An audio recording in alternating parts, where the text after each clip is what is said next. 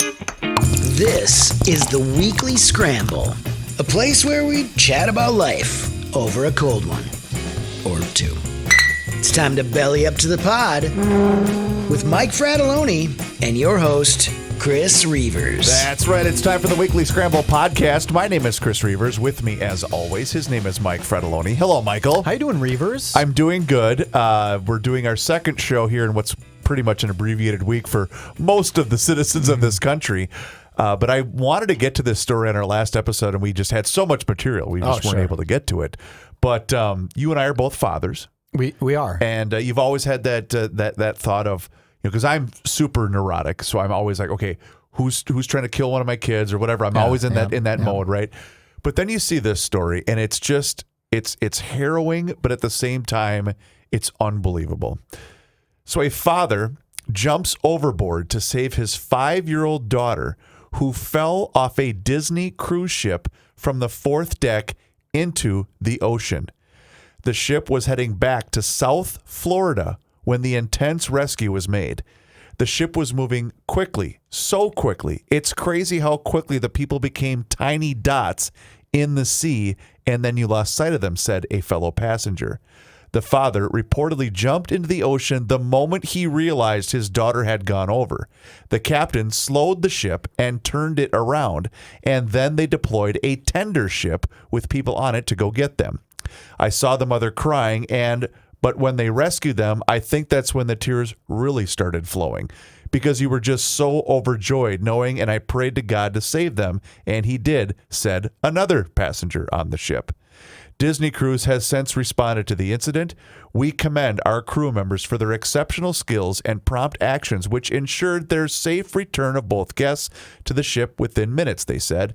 We are committed to the safety and well-being of our guests, and the incident highlights the effectiveness of our safety protocols. When you see the accompanying video, Mike, of this rescue, it's no joke. They are literally dots in the ocean. And the fact that, that this happened during daylight, I think was somebody could find him at least. Was massive. But how terrifying is that when you're on a Disney cruise ship with your 5-year-old daughter? It's supposed to be such a joyous occasion, and then how tragically things can turn in an instant. Oh, I'm sure the guy was like, Jenny, get down from there. Jenny, you're going to fall in the water. And then, boom, she fell in the water. I mean, it's a 5-year-old should have that sense. You'd hope 5-year-olds, a girl, I'm saying a 5-year-old girl, would say, I feel like I'm getting too close to the edge here. I shouldn't climb up this. And it looked like they just didn't pay attention to her for 15 seconds, and she got over the edge and fell off the edge. Right? Is that what you're reading too? I guess that's the account. I mean, no one reading. whipped her over the edge. Of course, no, of course not. Of course not. But it does, because I'm always on edge when it comes to traveling with kids, especially a few years ago when they were really little. And I remember we had rented a very nice what would you call it, a condo on Myrtle Beach in South Carolina, and it was beautiful. Sure. But we were 8 or 9 stories up. And I remember saying, don't go on the balcony unless mom or dad are with you. Sure. Like that's just going to be the rule. And I remember just the panic sitting in when he was my youngest, who probably was 6 at the time. And he was just sitting outside eating like a bowl of ice cream. And my neurosis took over.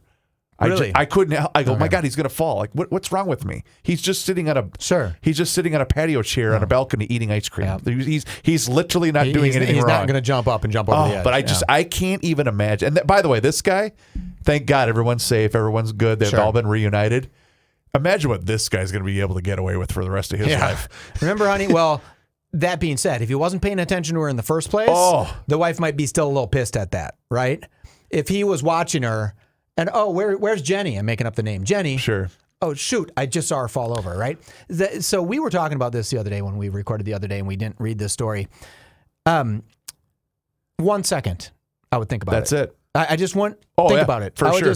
She fell. I would rather die trying than watch my daughter fall off the boat and not go get her. Right. I would rather, it's not even a question that I would rather die trying. I would much rather perish than see my daughter drowned. I just couldn't do it. Right? Well, and you think, any type of situation, you would think that you'd have the same reaction.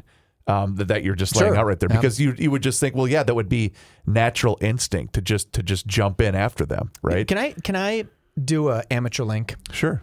So remember when Kamala Harris was running for president? Do you recall that? Okay, I do, yeah. So Kamala didn't have children. She had a stepchild, right? And that's noble. But she didn't have children of her own. And my link is that everyone who doesn't have children and has had some success, they feel like they're winning the game, right? That they're winning. Like, this is it. This is what life is like. And until they have children, they don't realize that they're not even in the damn game yet. Right. Until you have children, you're not even playing for real. You're playing a selfish BS. It's just you life. I did that for years, Reavers. I did it till I was 39 years old. And then miraculously found out we're pregnant, right? Right. I mean, it was one of the, oh God, okay. Like, I thought I was winning. Like, that life's not that hard. Boy, it's so easy. I wasn't even playing the game yet. Sure. And so when I think of people like Kamala Harris, that she did, and God bless her, if she couldn't have had kids on her own or whatever. I'm not saying everybody has to have kids, sure, right? But it's just different. And when I see people that try to get onto school boards that aren't in education or don't have children, I think, why? You don't even know the game. You have no skin in the game. You don't know it. And it's weird to say, but I definitely think there's something to that. People need to know what.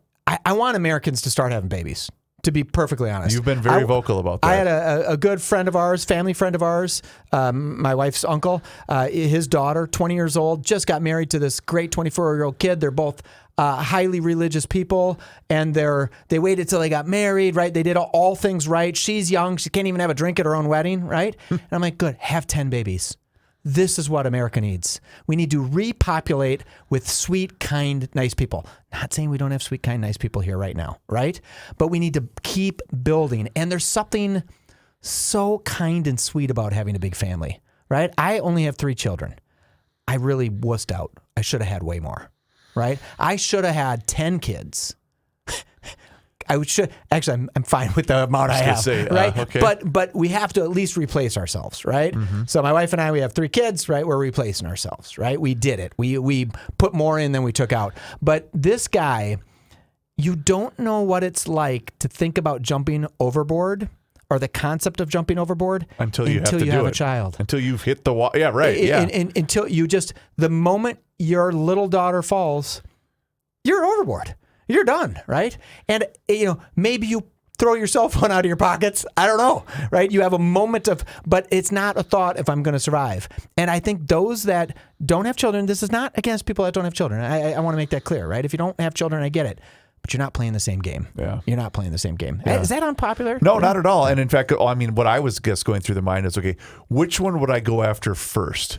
Or which kid? Who's in the pecking order of? I'd probably go after that. I'm totally joking. You're I'm totally joking. Kidding. But I don't think I'd have 10 kids either. I really like the amount I have. And it's funny you mentioned that, because I had a conversation, I would say within the last 3 months, of a very good friend of mine, and she's been married one time. She is no longer married, never had kids, and very, very successful. Sure. And she's just basically said, "Well, I'm good. Like but it's a different mindset, right?" Is she successful?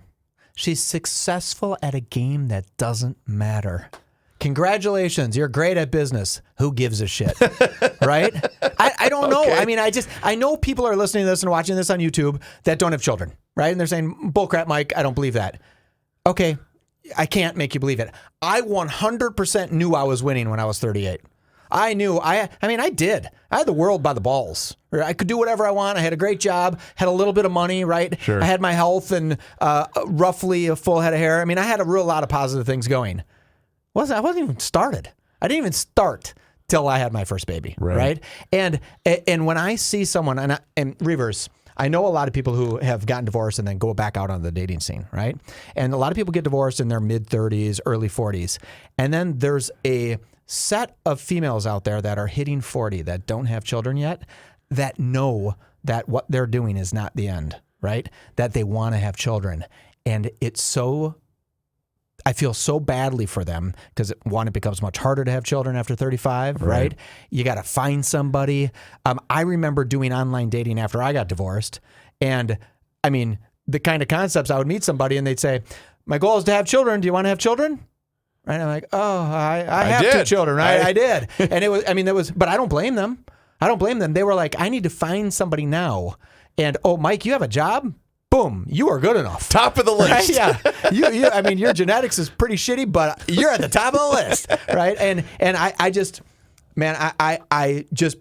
so happy that both the child and the dad survived this, right? Oh, no kidding. Because what a tragic story. And now it just makes you think, if people are listening to this and they don't have children, do they think, would I jump in for a 5-year-old? Yeah, if it was yours, absolutely, you wouldn't think about jumping in. And the other thing too that it strikes me is, the prospects of unfortunately losing your life or having a child lose a life when you're on vacation. I mean, again, losing a child has got to be Horrible. the most difficult thing you'd ever have to go through. But it would possibly make it worse that it happened while you were supposed to be having a great time on vacation, something you most likely saved up money for and were looking forward to. And then for something so tragic to happen when you're supposed to be having a great time, that would just be horrible. When I go back to Disney, and I'm not picking on Disney, I love Disney. They're way too expensive, but I love Disney. But remember that story about the kid swimming by the pond? Yes, the alligator. And the alligators. Oh, my God. And I just think, Disney, no matter what Disney does, they're going to be scrutinized, right? Because they're the top dog. They're the best of the best in the world at what they do. Yep. Literally the best in the world. But when that alligator ate that child, I bet you somebody in Florida said, you know what we should build? We should build a prison surrounded by alligators. All right, was that a segue? That's not a bad segue. That was a decent segue. Don't even say that wasn't professional. That was pretty good. That was as good as I get, Reavers. You're getting pretty damn good at this. Oh, my God. That was as good as I could do. All right, so we'll get to that here in just a minute, but I do want to make mention of our good friends at We Are Nuts, and wearenutsmn.com is the website. Mike, I told the story about the head nut, the big nut, Mr. Big Nuts, going into every single one of your Fratelloni's locations and taking photos at the end caps. I think that is so freaking awesome. In fact, earlier today, you'll be happy to know I was talking to the current head of the Minnesota Grocers Association, Pat Garofalo. Okay. He might be reaching out and getting in touch with the We Are Nuts family, which is super cool. Yeah, that would be super cool. So, tell him Mike sent you. For sure. Yeah, let's at least say Frat sent you, because then I can get some free nuts from the We Are Nuts people. So go into any one of your local Fratelloni's hardware and garden stores locations. All the end caps should be up and running, and it doesn't matter. They've got such a great variety of snacks to choose from. Like I've mentioned, I have become such a huge fan of the maple bourbon toffee almonds, but the original toffee peanuts are a huge hit, and also the cinnamon toasted toffee peanuts. And if you've got the spicy lover in your life, the hot nuts toffee peanuts are also a huge hit, and the wasabi mix is good. The honey mustard mix is good. It's all there for you. So go to their website. It's wearenutsmn.com, and you can also place your order. So if you don't live here in the metro area or in the state of Minnesota, not a problem. They can take care of you, and you can place your order, and you can let them know that you heard about them right here on the Weekly Scramble podcast, not just that. Michael. So I keep saying that, we have these end caps that we put up. The head nut came out and took pictures with all of our team. That's so cool. We're still up 900% in sales. Oh, my God. I know that because we put an end cap up, it's better than what we had before. Our selection's better. Sure. I get that. But I think people on Frat Pack are posting tons of photos of them going into the stores. Oh, cool. Looking at the end cap. In fact, I told you that. I said to the one guy, does the end cap look full? And he said, I'm not squealing on your staff. Like, what? Like, I'm not a secret shopper. Yeah, the end cap looked great. It was really funny. But it is obviously, this is not a commercial for We Are Nuts anymore. This is a commercial for other people that have things that they want to advertise. Sure. Because when we partner with somebody like We Are Nuts, if you have a great product like We Are Nuts, you have good salespeople like the people at We Are Nuts, and you have good partners like Fratelloni's and us, advertising works. It's going to work. Yeah, I mean, 900%. You're not up 900% on anything. And that was 900% on sales that we were doing that were decent. It wasn't like we only sold 1 last year and now we sold 9. We were selling a lot of We Are Nuts. Now we're selling a lot of We Are Nuts, nine times. That's so cool. So whatever. So advertise with us. Just call us. Reach out to Reavers, right? Don't you have an email? I should, yeah. Okay. creavers@garagelogic.com. But thanks again to We Are Nuts and wearenutsmn.com. All right, Captain Segway. That was pretty good. That wasn't wasn't bad. That Yeah. wasn't bad. All right, so you really wanted to get to this story, and I'm glad you're going to bring this up because it is something I wanted to talk to you about as well. Yeah, But you have the floor is yours. story from CBS News over there, but I think this is fascinating. They built a detention center in Florida surrounded by alligators. So a illegal immigrant detention center surrounded by alligators. They're calling it Alligator Alcatraz. And I think it is relatively smart. All right, so this is from, I believe, the Washington Post. Oh, I'm sorry, CBS News. CBS News. President Trump yesterday toured the site of a new immigration detention center in South Florida that state officials are calling Alligator Alcatraz. Love it. Florida Governor Ron DeSantis and Department of Homeland Security Secretary Kristi Noem are visiting the facility alongside the president. The controversial detention facility is at the Dade Collier Training and Transitional Airport in the Florida Everglades, which has its own runway in an environment known for its treacherous terrain and wildlife. President Trump joked in his remarks that, quote, "We're going to teach them how to run away from an alligator if they escape prison," end quote. Oh, God. He's perfect. He's perfect at that stuff. I didn't see that. Why quote would coming. he say that? Yeah. Trump invited the press to join his tour of the makeshift facility, which he called so professional and so well done. Rows of bunk beds were lined up behind chain fences. The president was asked if it could be a model going forward for other detention sites. Quote, "It can be," he responded, adding that such a location is rare. President Trump said that he'd like to see similar temporary facilities in many states. DeSantis said that they expect the first occupants of the detention center to arrive Wednesday. DeSantis said that the site has been modified in just 8 days to accommodate detainees, and he called the center an effective way to increase the numbers of removals and deportations of unauthorized immigrants as the state seeks to help the federal government's deportation efforts. The facility will have up to several thousand beds to house, process, and deport individuals who were in the country illegally. Florida officials say the site will have at least 200 security cameras, at least 28,000 feet of barbed wire, 400 plus security personnel, and 24/7 air conditioning. Just pretty damn nice, actually. Picture of Kristi Noem in this one. Oh. In a roundtable alongside President Trump, Noem told people who are in the country illegally and who may be watching on TV that they can still self-deport and get the chance to return to the United States legally in the future. If you don't, you may end up here, Noem said, and you may end up here and being processed, deported out of this country, and never get the chance to come back. That is let's pause there because that is a really interesting point. I didn't know if you were here illegally, right? Yep. And you self-deported and you said to America, hey, United States, I'm self-deporting. I'm taking your advice. I'm sorry I came. I wanted the best for my life, right? Logical reasons, all the reasons that people come here. I'm going to self-deport. And then I still have the ability to try to get into the country legally. Sure. And that, I think, is a really interesting point, right? And I think she says later in the story, maybe way later, that if you, or you just might have just read it, if you don't self-deport and you're caught, you're not coming back in. Right. And that's what DeSantis echoed Noem's message, saying, quote, "Why would you want to come through Alligator Alcatraz if you can just go home on your own?" he said. "I think a lot of people are going to make that decision." Protesters, of course, have gathered outside the gates as construction work proceeded on the site in recent days, and a crowd of demonstrators turned out again Tuesday to protest Trump's visit. CBS News Miami reported. Phyllis Andrews, a retired teacher who drove in from Naples, Florida to join the protest, told the Associated Press, "I have a lot of immigrants I have been working with. They are fine people. They do not deserve to be incarcerated here." I get it. You're right. She's right. They are fine people. The vast majority are fine people wanting the American dream. You can't come in illegally. There's a process. I'm sorry. There's a process. Right. Noem announced last week that the detention facilities in Florida will be funded in large part by the Federal Emergency Management Agency as part of FEMA's Shelter and Services Program, an initiative created by Congress to support groups and cities receiving migrants and asylum seekers released from federal custody along the U.S.-Mexico border. There is only one road leading in, and the only way out is a one-way flight, White House Press Secretary Caroline Leavitt said Monday. It is isolated and surrounded by dangerous wildlife in unforgiving terrain. They ain't going anywhere once they're there unless you want them to go somewhere, DeSantis said Monday, because good luck getting to civilization. So the security is amazing, natural, and otherwise.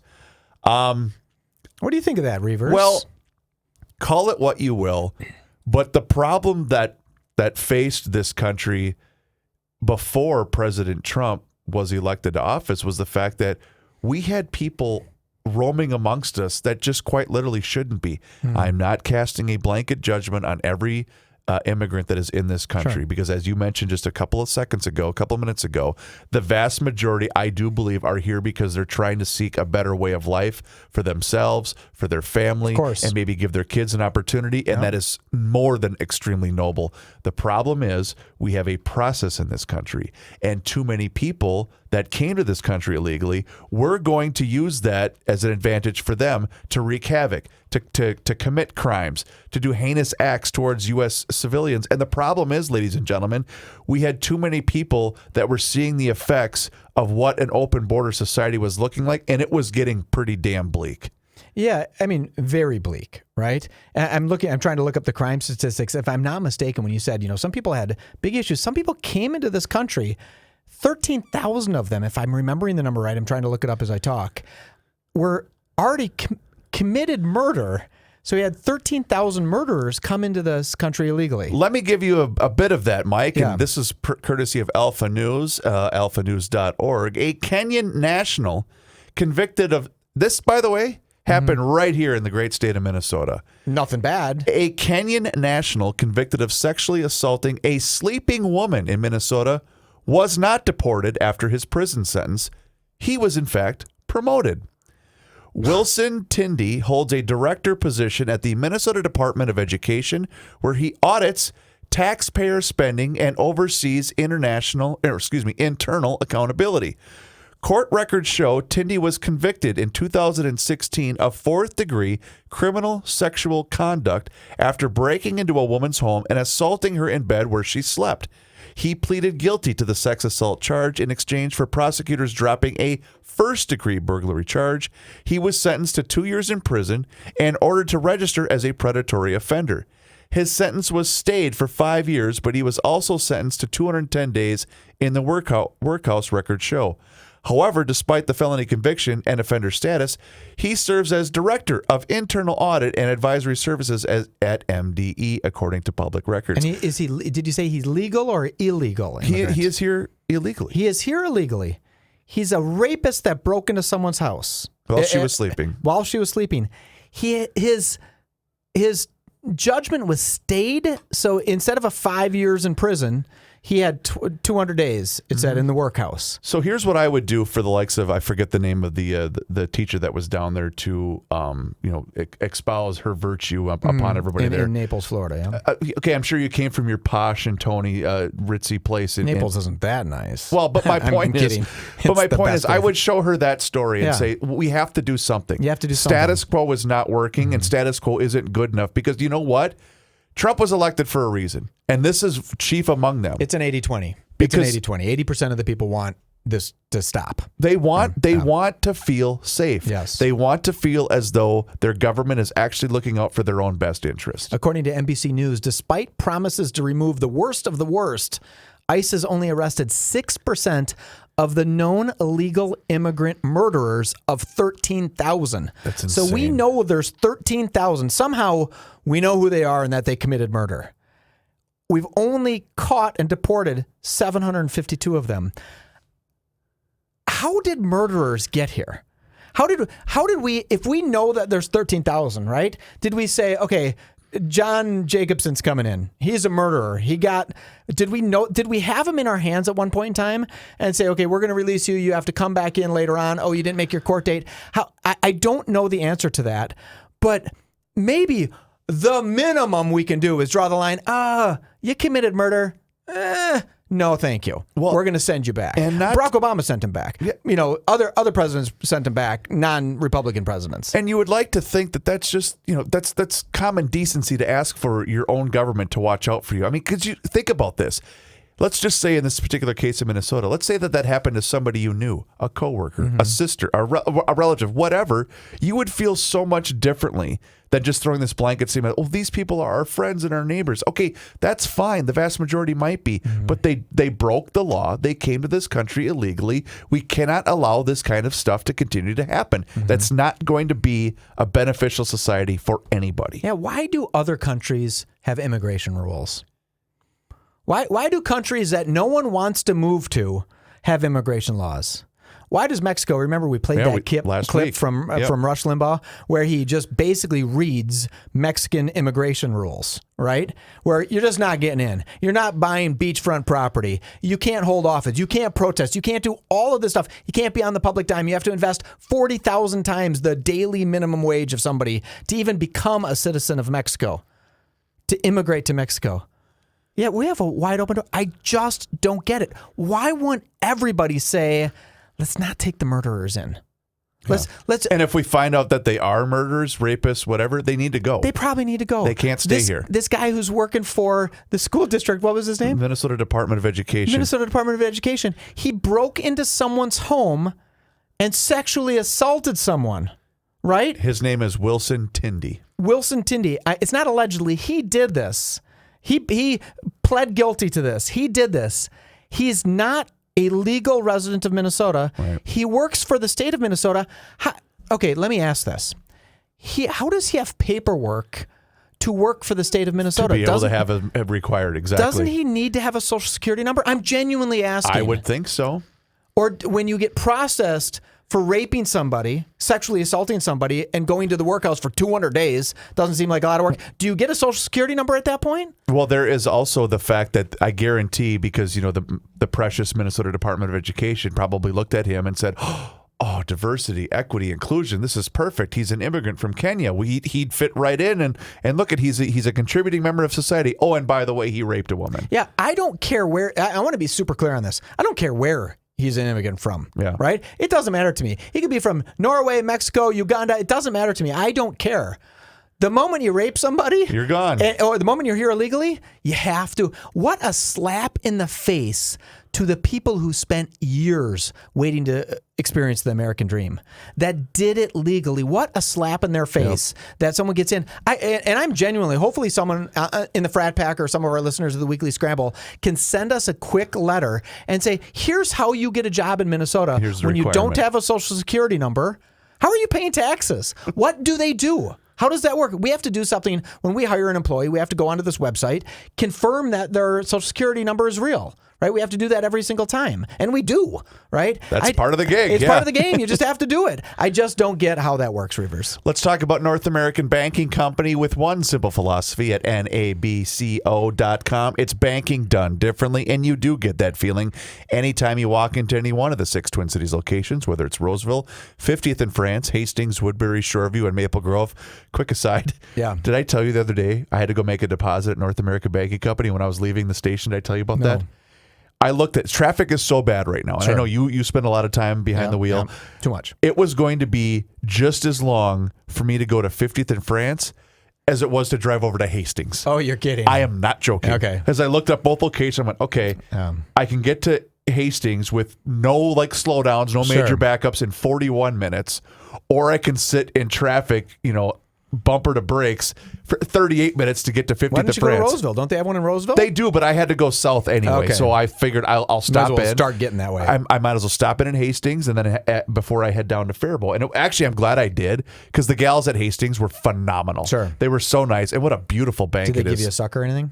I could have got a dum-dum, but okay. I felt a little sheepish for asking for one. Can I take these for my kids? But they offer all of the services as the other big national banks, whether you're looking to buy a home, maybe finance a new home renovation project, or get that new car that you've been thinking about. My friends at North American Banking Company are going to be able to help you out. They also offer all of the same online and mobile banking options as the other banks, but the key difference is you're going to get the unparalleled service of a community bank. So check them out online today. It's nabankco.com to learn more. It's banking done differently. North American Banking Company, member FDIC, is an equal housing lender. The Weekly Scramble. We'll be right back.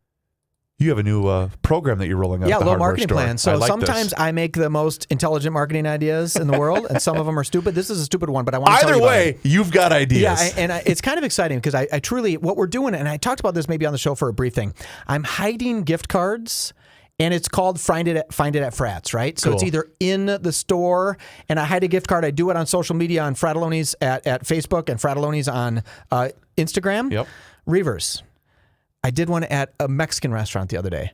I put it up, posted the thing.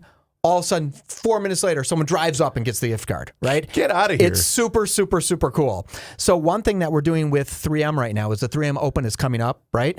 The 24th through the 27th. The 3M. That's only a couple weeks away. Yep, at Holy cow. TPC in Blaine. Which is a cool event, by the way. And I'm not even a golf guy. It's a cool event. Yeah, they gave Fratelloni's 15 pairs of tickets, some swag that goes with it. So over the next 20 or so days, right up to the tournament, we're going to be giving away a set of these 2 tickets inside the store. We hide them in the store, and you have to come in, like the moment I post the video, you come in and grab them, and they're like $150. The tickets and the swag is worth like $150. That's cool. It's driving our social media wild, Reavers. Tens of thousands of people are seeing these posts.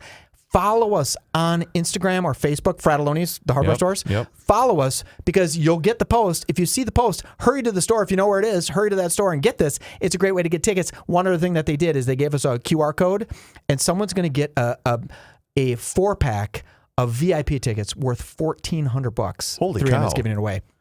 It's super cool. 3M is pumped about this idea. I mean, really, really pumped. And we are too, because social media wise, it's booming.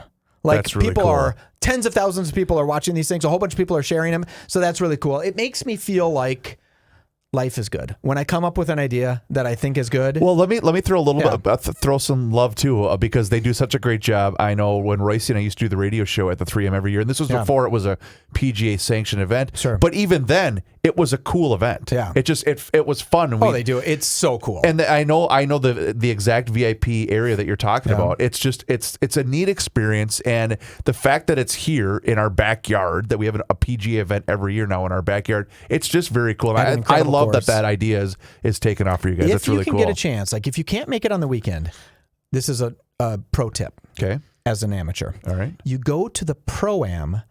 You buy tickets for the Pro-Am. I think you can do that. And that's on Wednesday. Oh. And what's cool about the Pro-Am is every player plays in it, but there is no one there. So if you want to meet Tony Finau, you walk up to Tony and say, "Hi, Tony. My name's Mike. Can I get a picture with you?" I mean, there's a little rope, right? Sure. But you're 4 feet from him. He's going to hear you ask. Right. And if you didn't get... And you're not wrestling through a crowd of thousands of people. You're not wrestling through a crowd. He's not pissed at anybody. He's practicing during the Pro-Am, right? So he's checking his yardage and, trying to get ready, but he's not taking his golf super seriously. It is a great way to get very close to the pros. Other days are way more exciting because there's some skin in the game. You see the best golf in the world, right? Well, I can echo that, because when we did the shows out at the Ryder Cup out at Hazeltine, same exact thing. I mean, the practice round, I did 2 different shows out there, one with Royce and one with our buddy Scott Korzanowski. And so Korzo and I did the Wednesday after the Royce show, and they were just practicing. I was from me to you away from Tiger Woods. Yeah. And he's just, there is a putting green that they have there where everyone's practicing putting. You just can walk up on it. I mean, you're not supposed to walk up on the putting green, but you're 2 feet away from every player. That's cool. Right? That's it is a great super way cool. to do it. I just wanted, before we go to, I wanted to give a big, big congratulations to Charlie Sheen and Amber Heard. I didn't know if you heard this, right? No. They're expecting twins, which is really cool. Wait. What? Yeah, Amber Heard, she's kind of a train wreck, Yeah, right? she and Johnny had that bitter divorce. Her and Johnny, but she finally hooked up with a real sweet guy, Charlie Sheen. They are expecting twins. They've decided to take his name so the children will be Sheen and not Heard. Reavers, you are the best. Thank you, Michael. As Mike mentioned on the previous episode, please do us a favor and find and rate and review our show. It helps us out a lot, and we really do appreciate the efforts going into all of that, and we appreciate each and every single one of you. His name is Mike Fratelloni. My name is Chris Reavers. This has been the Weekly Scramble Podcast. We really do appreciate it. We will talk to you again next time. Have a very happy and safe 4th of July weekend with all of your family and friends. We'll talk to you again next time. Until then, cheers.